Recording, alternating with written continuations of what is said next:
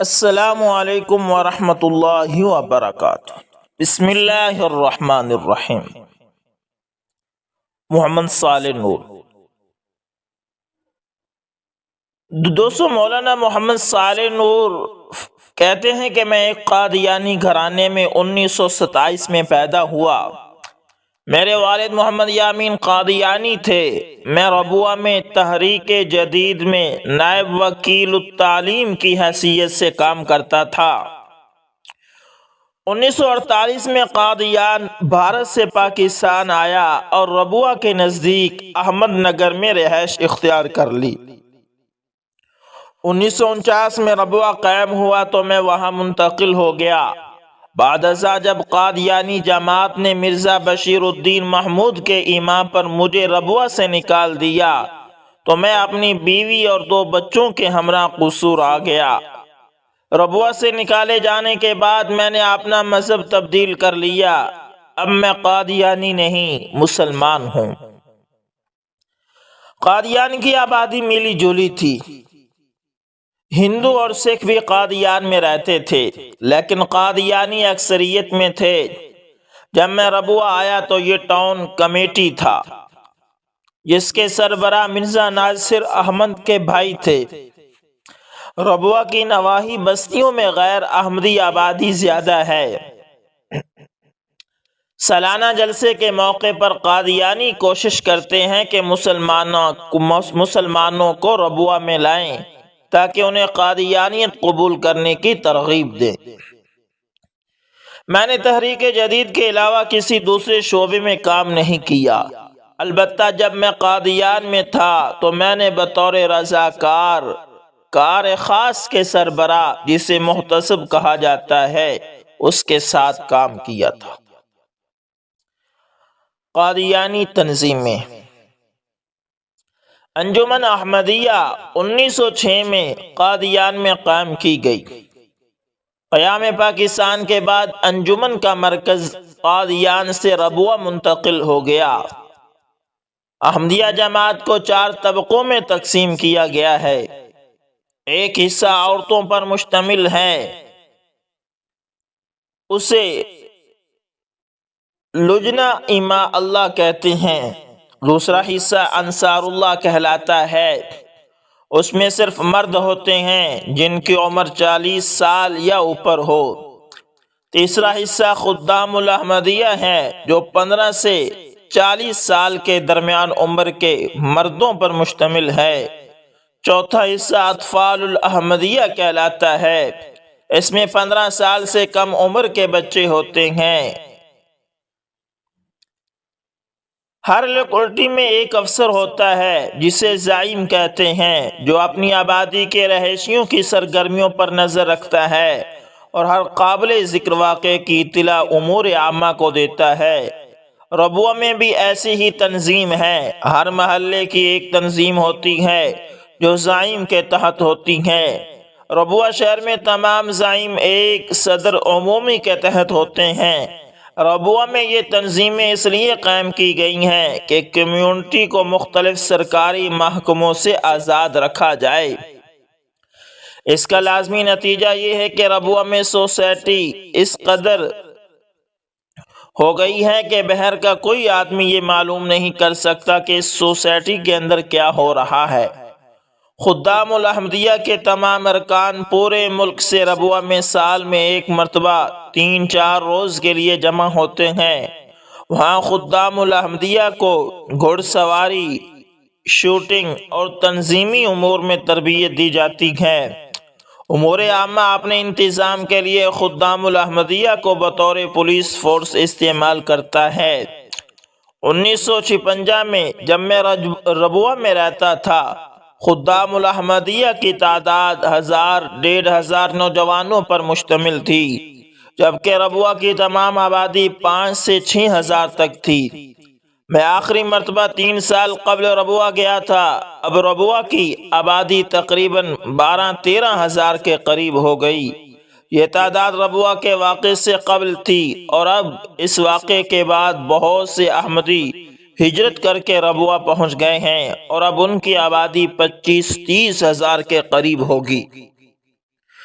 ربوہ میں town committee بھی ہے۔ یہاں جو لوگ زمین پٹا پر حاصل کریں اسے دفتری آبادی ربوہ میں ایک رجسٹر میں درج کیا جاتا ہے۔ یہ صدر انجمن احمدیہ کی ایک برانچ ہے۔ ربوہ میں زمین کے سودوں کا اندراج گورنمنٹ کے مقرر کردہ رجسٹر یا سب رجسٹرار کے دفتر میں نہیں ہوتا بلکہ انجمن کے دفتر میں ہوتا ہے۔ انصار اللہ کو کوئی خاص کام سپرد نہیں کیا جاتا کیونکہ یہ بوڑھے لوگوں پر مشتمل ہے۔ مرزا بشیر الدین محمود خدام الاحمدیہ سے مینول لیبر حاصل کیا کرتے تھے تاکہ ان میں پس ذہنیت پیدا ہو۔ اپنے لیے سیلاب زدگان وغیرہ کے لیے بھی وہ حاصل کرتا ہے۔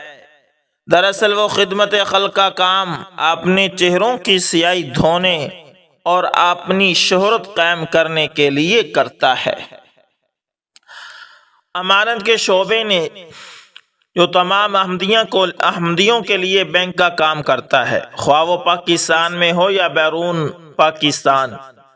احمدیہ کو یہ ہدایات دی ہیں کہ دوسرے بینکوں میں اپنی رقوم جمع نہ کرائیں۔ یہی وجہ ہے کہ ربوہ میں بینک کھولنے کا کوئی فائدہ نہیں، کیونکہ احمدیہ کو اپنے حسابات شعبہ امانت میں جمع کرانے پڑتے ہیں۔ دیگر بینکوں کی کسی بھی شاخ میں احمدی لین دین نہیں کرتے۔ یہ بینک بیرونی کرنسی کا کام نہیں کرتا۔ بیرونی کرنسی کا کام اسٹیٹ بینک کی معرفت کیا جاتا ہے۔ صدر انجمن احمدیہ کے تحت دارالقضاء کا ایک الگ محکمہ ہے جو باہمی جھگڑوں کا فیصلہ کرتا ہے۔ دیوانی نوعیت کے مقدمات کا فیصلہ دارالقضاء میں ہوتا ہے، جبکہ فوجداری جھگڑوں کا تصفیہ امور عامہ کراتا ہے۔ امور عامہ کے شعبے کے سربراہ کو ناظر امور عامہ اور ان کے نائب کو نائب ناظر کہتے ہیں۔ جب میں ربوہ میں رہتا تھا ان دنوں ان دونوں نظارتوں پر فوج کے ریٹائرڈ افسران فائز تھے۔ میجر ریٹائرڈ عارف زمان ناظر تھے اور کیپٹن خادم حسین نائب ناظر تھے۔ ربوہ میں تمام قابل دست اندازی کیسوں کی اطلاع ربوہ پولیس کو نہیں دی جاتی۔ بعض ایسے کیسوں میں امور عامہ اپنے ورشن دیکھ کر پولیس کو رپورٹ دیتی ہے۔ امور عامہ یا کسی اور شعبے کے قانون میں کوئی اتھارٹی نہیں ہے کہ وہ قابل دست اندازی جرم کا فیصلہ کرے، لیکن اس کے باوجود امور عامہ اور دارالقضاء والے ایسے مقدمات کا فیصلہ کرتے ہیں گویا شعبہ امور عامہ پولیس کے فرائض انجام دیتا ہے۔ دارالقضاء کے فیصلوں کے خلاف اپیل ایک بورڈ کے پاس جاتی ہے اور خلیفہ وقت آخری اتھارٹی ہوتا ہے۔ اگر کوئی شخص ان عدالتوں کے فیصلوں کی نافرمانی کرے تو اس کا سوشل بائیکاٹ کیا جاتا ہے۔ اس کے خلاف تعزیری کارروائی بھی کی جاتی ہے جس میں جماعت سے خارج کرنا شامل ہے۔ دراصل پہلا قدم سوشل بائیکاٹ ہے۔ اگر اس سے معاملہ نہ سدھرے تو اسے ربوہ سے نکال دیا جاتا ہے اور آخری چارہ کار کے طور پر اسے جماعت سے خارج کر دیا جاتا ہے۔ خلیفہ کے خاندان کے لوگ اس کارروائی سے مستثنی ہیں۔ ادارہ اصلاح و ارشاد کو پہلے ادارہ دعوت و تبلیغ کہا جاتا تھا۔ جب 1953 کے بعد تبلیغ رک گئی تو اس کو ادارہ اصلاح اور ارشاد کہا جانے لگا۔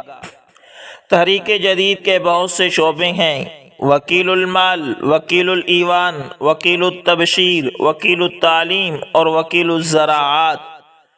تبشیر مشینری باہر بھیجتے ہیں۔ ربوہ میں ایک محکمہ کار خاص امور عامہ کے محکمے کے تحت ہے۔ یہ جاسوسی کرنے والی تنظیم ہے۔ اس شعبے پر خرچ ہونے والی رقم کا آڈٹ نہیں کیا جاتا۔ انتقامی کارروائیاں، تشدد کرنا ربوے والوں کا عام اصول ہے۔ میں متعدد مظالم کا شکار رہا ہوں جو میرے خلاف احمدیہ گروہ نے کیے ہیں۔ میں صرف ایک ہی نہیں جسے ستایا گیا بلکہ ہر روز کسی نہ کسی شخص کو ایسے مظالم کا شکار ہونا ہی پڑتا ہے۔ ان دنوں مجھے اس وقت کے خلیفہ مرزا بشیر الدین محمود کی ذاتی زندگی کے متعلق ان کے کچھ ناگفتہ حالات معلوم ہوئے تھے، جن کا ذکر میں نے اپنے دوستوں سے کیا تھا۔ جب مرزا صاحب کو اس کا علم ہوا تو انہوں نے میرے سمیت 50 کے قریب افراد کے سوشل بائیکاٹ کا حکم دے دیا۔ مجھے جماعت سے خارج کر دیا گیا اور ملازمت سے الگ کر کے ربوہ سے نکال دیا گیا۔ میرے بچوں کو روک لیا گیا۔ خلیفہ صاحب نے میرے سسر کو یہ فتویٰ دیا کہ یعنی میں مرتد ہو گیا ہوں، اس لیے اس کی بیوی اس کے نکاح میں نہیں رہ سکتی۔ ہم 50 آدمی ربوہ سے باہر آ گئے۔ میرے تمام رشتہ دار ربوہ میں ہیں۔ ان سب کو بہت تکلیفیں دی گئی، ان کی زندگیاں جیرن کر دی گئی۔ اس کے بعد جب کبھی میں ربوہ کسی مرگ یا کسی دوسرے موقع پر جاتا تو مسلح آدمی میرا پیچھا کرتا۔ 1958 تا 1959 میں سالانہ جلسے کے موقع پر ربوہ گیا تھا، کیونکہ ان دنوں شادیاں وغیرہ بھی ہوتی ہیں اور ربوہ کے مکینوں کے تمام رشتہ دار وہاں ان تقریبات کے لیے جمع ہوتے ہیں۔ مجھے میرے بھانجے نے بتایا کہ امور عامہ کے ملازموں کی طرف سے مجھے اغوا کرنے کا پروگرام بنایا گیا ہے۔ وہ ایک کار میں کچھ عورتوں کے ساتھ میرا تعاقب کریں گے۔ اس نے مجھے یہ بھی بتایا کہ وہ نہ صرف مجھے ماریں گے بلکہ میرے خلاف یہ الزام بھی لگائیں گے کہ میں نے ان عورتوں کو چھیڑا ہے۔ لیکن میں نے ایک ہوٹل میں داخل ہو کر اور دوسرے راستے سے نکل کر ایک دوست کے گھر میں پناہ لے لی۔ میرے ساتھ پروفیسر غلام رسول، محمد یوسف ناز اور چودھری نور نبی بھی تھے۔ پروفیسر غلام رسول میرے ساتھ بھاگ جانے میں کامیاب ہو گئے، مگر دوسرے دونوں کو پکڑ لیا گیا اور امور عامہ کے دفتر لے جایا گیا۔ پروفیسر غلام رسول نے اس اغوا کی تحریری رپورٹ ربوہ چوکی کے SI کو دی۔ آدھ گھنٹے کے بعد میرے دوسرے ساتھی یوسف ناز اور نور نبی واپس آ گئے اور بتایا کہ عبدالعزیز بھامڑی نے اپنے امور عامہ کے کارکنوں کو جھڑکا کہ انہوں نے ہم چاروں کو کیوں نہ گرفتار کیا۔ اس کے بعد دونوں کو چھوڑ دیا گیا۔ 1965 میں میرے والد صاحب بیمار ہو گئے اور میں ربوہ میں ان کی خدمت کے لیے گیا۔ اس دوران میں قادیانیوں کے گروہ کے سربراہ مرزا ناصر احمد نے پیغام بھیجا، یعنی اس دوران میں اس نے پیغام بھیجا کہ چونکہ میرے والد پرانے احمدی ہیں اس لیے مرزا صاحب ان کی ذمہ داری کے لیے آنا چاہتے ہیں، لیکن شرط یہ ہے کہ صالح نور مریض کا لڑکا مریض کے پاس موجود نہ ہو۔ اس پر میرے والد صاحب نے جواب دیا کہ میرا بچہ میری خدمت کر رہا ہے، مرزا صاحب خود تکلیف نہ کریں۔ 1967 میں میری والدہ فوت ہو گئی۔ انہیں میری جدائی کا بہت غم تھا، اسی غم میں وہ فوت ہو گئی۔ انہیں اس سے قبل فضل عمر ہسپتال میں داخل کرایا گیا۔ انچارج ڈاکٹر منور احمد جو مرزا ناصر احمد کے بھائی ہیں، انہوں نے انہیں دیکھنے سے انکار کر دیا کیونکہ وہ میری ماں تھی۔ ان کا ہسپتال ہی میں انتقال ہوا۔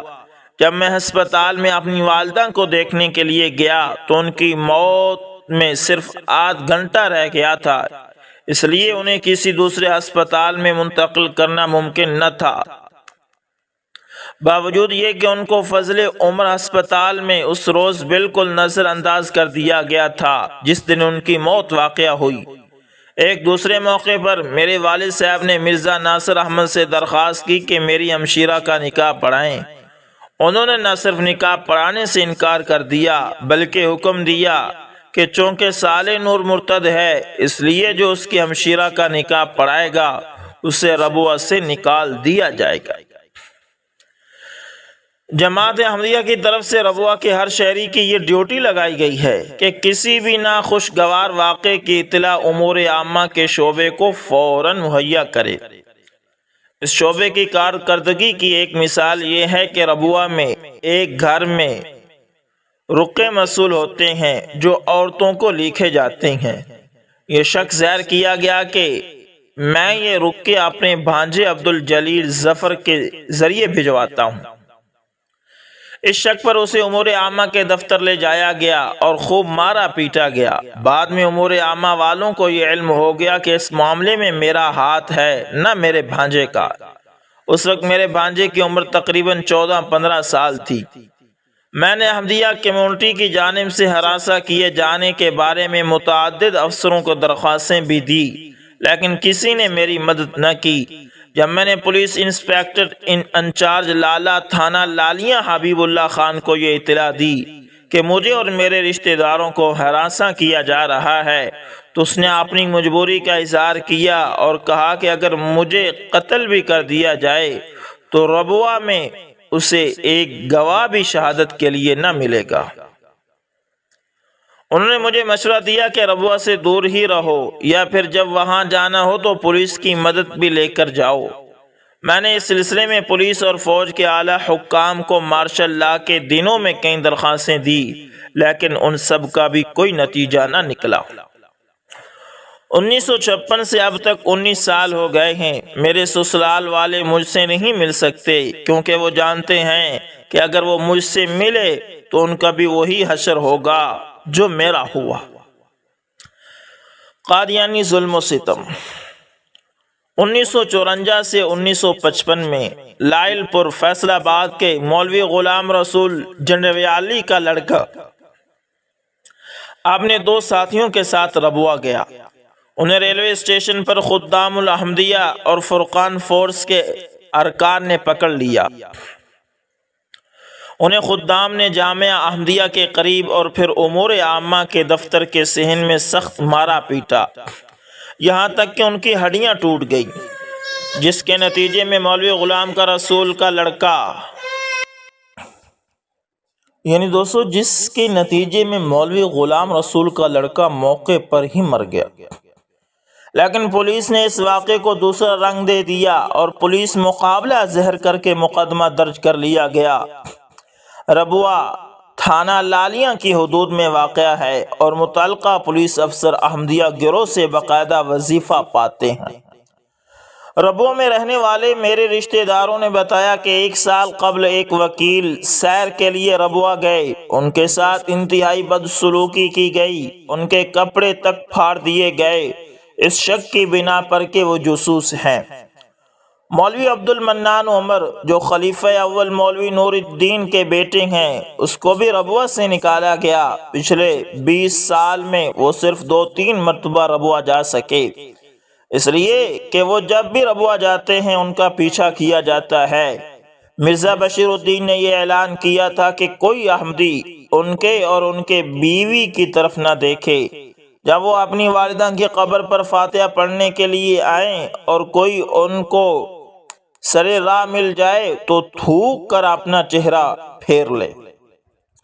عبد المنان نے مجھے خود بتایا کہ خدام الاحمدیہ نے ان کو اغوا کا پروگرام بنایا تھا، مگر بر وقت پتہ چل جانے سے انہیں تو نکلنے کا موقع مل ہی گیا، لیکن مرزا رشید احمد کو وہاں سے نکلتے ہوئے غلطی سے اغوا کر لیا گیا۔ انہیں امور عامہ کے دفتر لے جایا گیا اور پھر وہاں چھوڑ دیا گیا، کیونکہ وہ مرزا غلام احمد قادیانی کا پوتا تھا۔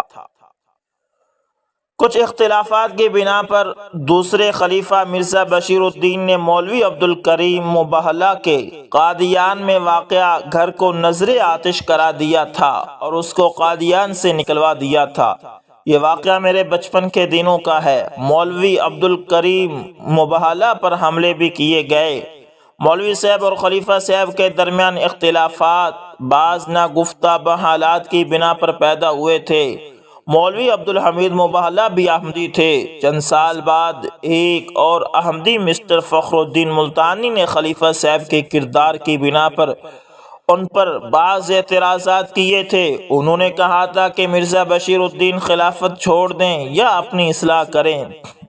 اس کا نتیجہ یہ نکلا کہ مرزا بشیر الدین نے فخر الدین ملتانی کو مروا دیا۔ ایسے ہی حالات میں شیخ عبد الرحمن مصری کو قادیان سے نکال دیا گیا تھا۔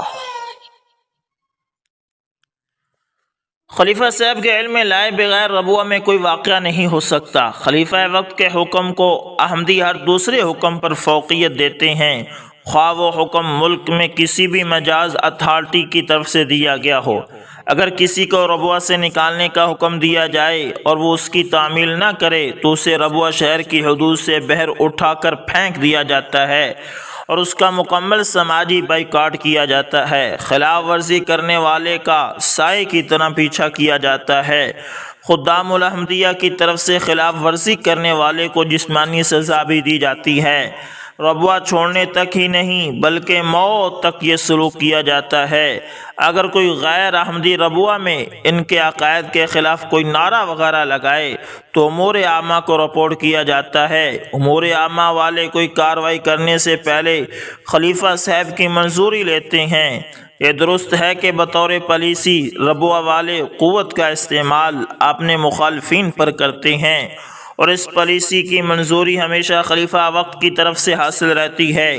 اس معاملے میں احمدی یا غیر احمدی میں تمیز نہیں کی جاتی۔ تشدد کے بہت سے واقعات ربوہ میں ہوئے لیکن وہ مخفی رکھے گئے۔ جن لوگوں کو خلیفہ سے اختلاف ہوتا ہے انہیں جماعت سے نکال دیا جاتا ہے۔ ایسے اختلافات کچھ وقفے کے بعد ہوتے رہتے ہیں۔ اب بھی ربوہ میں بہت سے ایسے لوگ موجود ہیں جو تنظیم احمدیہ جماعت احمدیہ سے اختلافات رکھتے ہیں۔ جن لوگوں کو جماعت سے نکالا گیا ان میں سے چند ایک کے نام درج ہیں۔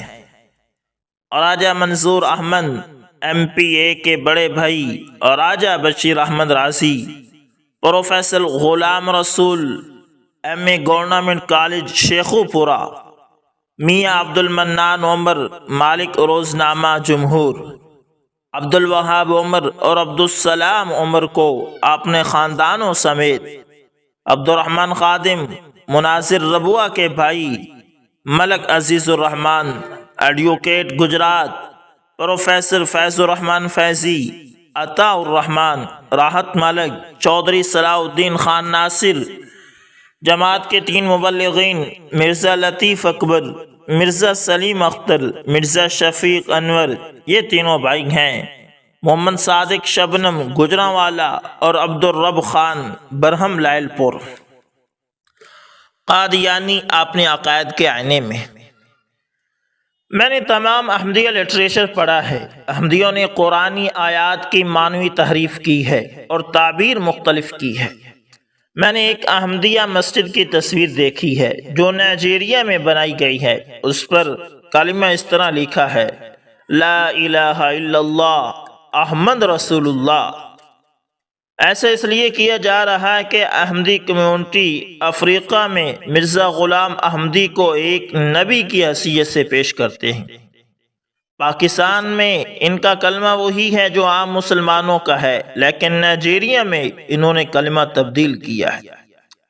عام مسلمانوں میں اس بات کا پروپیگنڈا کیا جا رہا ہے کہ احمدی ربوہ اور قادیان کو مکہ اور مدینہ سے زیادہ متبرک سمجھتے ہیں۔ یہ بات بے بنیاد نہیں ہے، کیونکہ مرزا بشیر الدین نے کہا تھا کہ مکہ اور مدینہ کے چشمے خشک ہو گئے ہیں اور قادیان اور ربوہ کے چشمے پھوٹے ہیں۔ مرزا غلام احمد کے صحیح پیروکار مکہ اور مدینہ کو قادیان پر فوقیت دیتے ہیں۔ مرزا بشیر الدین محمود کا یہ بھی فتویٰ ہے کہ جو مرزا غلام احمد قادیانیوں کو نبی نہ مانے، خواہ ان کے بارے میں سنا بھی نہ ہو، وہ کافر اور خارج از اسلام ہیں۔ اس فتوے پر تمام احمدی عمل کرتے ہیں۔ اس لیے سر ظفر اللہ نے قائد اعظم کا جنازہ پڑھنے سے انکار کر دیا تھا۔ احمدیوں نے اپنا الگ کیلنڈر بنایا ہوا ہے جس کے مہینوں کے نام اس طرح ہیں، نبوت، اخا، تبلیغ، امان، ہجرت وغیرہ۔ یہ درست ہے کہ احمدی غیر احمدی امام کے پیچھے نماز نہیں پڑھتے، اس لیے وہ عام مسلمانوں کی مسجد میں نہیں جاتے۔ بیت اللہ میں بھی احمدی امام کعبہ کے پیچھے نماز نہیں پڑھتے۔ میرا ایمان ہے کہ جو شخص نبی ہونے کا دعویٰ کرے وہ خود بخود اسلام کے دائرہ سے خارج ہو جاتا ہے۔ یہ پہلے بیت اللہ میں جاتے تھے اس لیے۔ اللہ اکبر۔ دوستو، مسٹر احمد نور ایک قابلی احمدی تھا، انہوں نے اپنے نبی ہونے کا دعویٰ کیا تھا۔ ایک اور آدمی خواجہ اسماعیل جو زندہ ہیں اور لندن میں رہتے ہیں، انہوں نے بھی نبوت کا دعویٰ کیا، وہ بھی احمدی تھے۔ ان کے علاوہ بھی کئی احمدیوں نے نبی ہونے کے دعوے کیے، لیکن مجھے ان کے نام یاد نہیں۔ بیرون ممالک میں قادیانی مشن۔ دوستو، عرب ممالک میں پہلے کچھ احمدیہ مشن قائم تھے، مگر جب عربوں کو ختم نبوت کے بارے میں احمدیوں کے عقیدے کا پتہ چلا تو وہ مشن بند کرا دیے گئے۔ میرے علم کے مطابق انڈونیشیا اور ملیشیا کے علاوہ مشرق وسطی کے تمام اسلامی ممالک میں احمدی مبلغوں کا داخلہ بند ہے۔ اس کی بڑی وجہ احمدیوں اور ان ممالک کے باشندوں کے درمیان ختم نبوت کے مسئلہ پر اختلاف ہے۔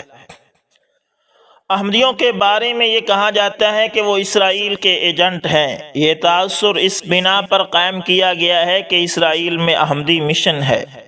حیفا اسرائیل میں قائم احمدی مشن جاسوسی کے مرکز کے طور پر بھی استعمال ہوتا ہے۔ پاکستان سے جو احمدی اسرائیل جاتے ہیں وہ ڈبل پاسپورٹ رکھتے ہیں۔ وہ پہلے کسی افریقی ملک میں پاکستانی پاسپورٹ پر جاتے ہیں، وہاں سے کسی دوسرے ملک کے پاسپورٹ پر اسرائیل جاتے ہیں۔ دوسرے ملکوں کے پاسپورٹ وہ خفیہ رکھتے ہیں۔ بیرون ملک جانے والے مبلغوں کو تمام ضروری معلومات احمدیہ جماعت مہیا کرتی ہے۔ پاسپورٹ رکھنے کا طریقہ ایسے ممالک کے لیے استعمال کیا جاتا ہے جن کے ساتھ پاکستان کے سفارتی تعلقات نہ ہوں۔ حیفا اسرائیل میں احمدی مشن ایک ماہوار پرچہ البشرا کے نام سے شائع کرتا ہے۔ اس کے ایڈیٹر مولوی ابوالعطاء اللہ دتا، مولوی محمد شریف اور حافظ بشیر الدین عبید اللہ رہے ہیں۔ اسرائیل جانے والے مبلغوں کو صرف عربی زبان سے واقف ہونا چاہیے اور احمدی لٹریچر کا مطالعہ کیا ہونا چاہیے۔ جہاں تک مجھے علم ہے آج تک کوئی اسرائیلی یہودی مشن کے ذریعے احمدی نہیں ہوا۔ قادیانیوں کی پاکستان دشمنی۔ تقسیم ملک کے وقت مرزا بشیر الدین اکھنڈ بھارت کے حق میں تھے۔ انہوں نے اپنے اس خیال کی تبلیغ کے لیے تمام ذرائع استعمال کیے۔ ان کا اکھنڈ بھارت کا حامی ہونا اس خیال پر مبنی تھا کہ اس طرح ہندوؤں اور سکھوں میں تبلیغ کے زیادہ موقع ہوں گے، اور دوسرے یہ کہ احمدی وہاں محفوظ ہوں گے۔ مرزا بشیر الدین محمود خلیفہ نے یہ کہا تھا کہ خدام الاحمدیہ اسلام کی قوت ہے، اور یہ کہ احمدیہ جماعت بہت جلد برسر اقتدار آنے والی ہے۔ اپنی تعلیم مکمل کرنے کے بعد نوجوان احمدیوں کو سیول اور ملٹری کی مختلف سروسز میں بھرتی کیا جاتا ہے۔ انجمن احمدیہ کی ہدایات کے تحت اس پالیسی پر پاکستان کے معرض وجود میں آنے سے پہلے عمل کیا جاتا رہا اور آج بھی اس پر عمل ہو رہا ہے۔ 1956 میں افواج پاکستان میں 50 سے 100 تک احمدی کمیشنڈ افسران تھے۔ بعض احمدی افسروں کو ریٹائرمنٹ کے بعد ربوہ کی انتظامیہ میں ملازم رکھ لیا جاتا ہے۔ بیعت میں شامل ہونے سے ہر احمدی اپنے آپ کو ایک برادرہڈ کا فرض سمجھتا ہے، اس لیے احمدی اس رشتے کی وجہ سے ایک دوسرے کی مدد کرنا ضروری سمجھتے ہیں، خواہ یہ مدد جائز یا ناجائز طریقے سے ممکن ہو۔ احمدیہ کمیونٹی پاکستان کا انتظام سنبھالنے کی امید لگائی بیٹھی ہے۔ وہ ایک دن فاتحانہ طور پر قادیان میں داخل ہونے کی امید بھی لگائے بیٹھے ہیں۔ میں نے یہ بات مرزا بشیر الدین، مرزا ناصر احمد اور دیگر قادیانی رہنماؤں کی تقریروں سے اخذ کی ہے۔ ایک دفعہ civil defence officer Bahawalpur Rana Muhammad Yusuf جو احمدی ہیں، انہوں نے دوران گفتگو مجھے کہا تھا کہ یہ ملک صرف اسی صورت بچ سکتا ہے جب اس کا سربراہ نہ صرف سخت گیر ہو بلکہ اس کا تعلق خدا سے ہو۔ اس پر میں نے تجویز کیا کہ پاکستان میں ایسا آدمی تو صرف مرزا ناصر احمد موجودہ سربراہ احمدیہ کمیونٹی ہے، تو انہوں نے میری اس بات سے اتفاق کیا۔ اپنے سیاسی مقاصد کے حصول کے لیے قادیانی جماعت ربوہ میں تیاریاں کر رہی ہے۔ کوئی غیر احمدی ربوہ میں رہائش نہیں رکھ سکتا کیونکہ ربوہ کی کمیونٹی اپنی سرگرمیوں کو مخفی رکھنا چاہتی ہے۔ مرزا بشیر الدین محمود کی خواہش تھی کہ سیاسی غلبہ حاصل کیا جائے۔ آج کل کا ربوہ انتظامی لحاظ سے 1947 سے قبل کے قادیان کا نمونہ ہے، اور سیاسی برتری حاصل کرنے کے لیے ربوہ کے لوگوں کے عزائم اسی طرح ہیں جیسے قادیان کے لوگوں کے عزائم تھے۔ احمدیوں نے اقتدار میں شامل ہونے کے لیے پاکستان پیپل پارٹی کا ساتھ دیا تھا۔ احمدی عام مسلمانوں کو دشمن کہتے ہیں۔ ربوہ شہر میں کاروبار میں بھی کوئی غیر احمدی نہیں ہے، اس لیے کہ ایک احمدی کو کاروبار میں بھی غیر احمدی پر ترجیح دی جاتی ہے۔ قادیانیوں نے قیام پاکستان کے فوراً بعد انجمن احمدیہ پاکستان کے نام سے ایک اور انجمن قائم کر لی اور سندھ میں واقع اصل انجمن کے تمام جائیداد قبضے میں کر لی، کیونکہ ان دنوں کسٹوڈین مسٹر عبداللہ خان تھے جو احمدی ہیں اور سر ظفر اللہ خان کے بھائی ہیں۔ پاکستان میں انجمن کی جائیداد جو بھارت میں رہ گئی تھی اس کے خلاف کوئی کلیم نہ دیا گیا، کیونکہ خلیفہ صاحب کا یہی حکم تھا۔ البتہ انہوں نے خود اپنی ذاتی جائیداد جو بھارت میں چھوڑی تھی اس کا کلیم دیا اور جائیداد حاصل کر لی۔ خلیفہ نے ہر احمدی کو یہ حکم دیا تھا کہ قادیان میں چھوڑی ہوئی ذاتی جائیداد کا کلیم داخل نہ کرے، کیونکہ ہم جلدی قادیان واپس چلے جائیں گے۔ فرقان فورس جس کا میں ممبر تھا 1948 میں کشمیر کے محاذ نوشیرہ پر لڑی تھی۔ میں وہاں اس محاذ پر 3 ماہ تک لڑا تھا۔ 1-2 سال بعد اس کو جنرل گریسی نے ختم کر دیا تھا۔ اس فورس کو پاکستانی فوج نے جو اسلحہ دیا تھا وہ پرسائل آفیسر ریلویز میں غلام محمد اختر کی زیر نگرانی ایک ریلوے ویگن میں ربوہ لایا گیا۔ اس اسلحے کو محمود مسجد کے قریب زیر زمین دفن کر دیا گیا۔ ایک شخص ملک رفیق جو میجر رفیق کہلاتا ہے اس اسلحے بیروت کا انچارج تھا۔ تو دوستو یہ تھی ربوہ کے بارے میں جو آپ کے ساتھ شیئر کی ہے۔ دوستو یقین مانے میں تو خود یہ پڑھ اور سن کر حیران رہ گیا کہ یہ کیا ہو رہا ہے ہمارے ربوہ کے اندر، ہمارے چناب نگر کے اندر۔ امید ہے ویڈیو اچھی لگی ہوگی، پسند ہے تو لائک شیئر کمنٹ لازمی کریں۔ ملتے ہیں دوستوں کسی نیکسٹ اچھی سی ویڈیو کے اندر، تب تک کے لیے اللہ حافظ۔